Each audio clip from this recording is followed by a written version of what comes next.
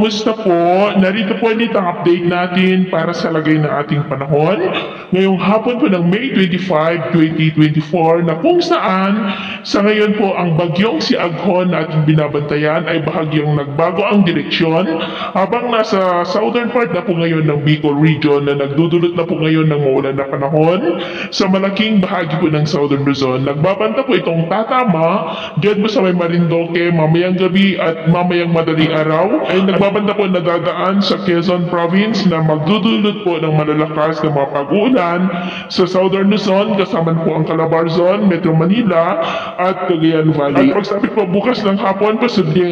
posibleng nasa vicinity pa rin ng Quezon Province pa rin ng malalakas na mga pag-uulan sa may Cagayan Valley at may mga isolated rains rin na dulot niya sa malaking bahagi pa ng Luzon. Bukas po ng gabi, posibleng nasa silangang baybayin na ng Central Luzon pero pangpapaulan pa rin yan sa malaking bahagi po ng Luzon hanggang bukas pa po yan. Sa ngayon ay taglay pa rin ito ang lakas ng hangin na umaabot po sa 45 km per hour at bugso na 70 km per hour at nakataas pa rin po ngayon ang Tropical Cyclone Wind Signal number 1. Dito po sa ilang bahagi ng Luzon, sa may Aurora, eastern portion ng Nueva Ecija, sa may General Tino, Gabaldon, maging sa eastern portion ng Bulacan, sa may North Zagaray, Doña Remedios, Trinidad, City of San Jose del Monte, Metro Manila, Quezon, kasama na po ang Panilo Islands, Romblon, Trahijocan, Magdiwang, San Fernando, Romblon, Corquera, Banton, San Agustin, San Andres, Calatrava, Concepcion, maging po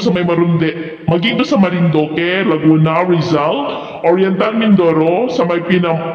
may Pinamalayan, Pola, Nauhang, Victoria, Socorro, City of Calapan, maging po sa may Batangas, sa may Lobo, Taysan, Rosario, Padre Garcia, San Juan, Santo Tomas, maging po sa may Sorsogon, sa may Albay, Catanduanes, Camarines Sur, Camarines Norte, Masbate, kasama na po ang Ticao at Burias Islands. May signal number 1 pa rin po sa may Visayas, the northern portion of Northern Samar, sa may Rosario, Biri, San Isidro, Capul, San Vicente, Victoria, Lavezares, San Antonio, San Jose, Allen, Bobon, maging po sa northern portion ng Samar, sa may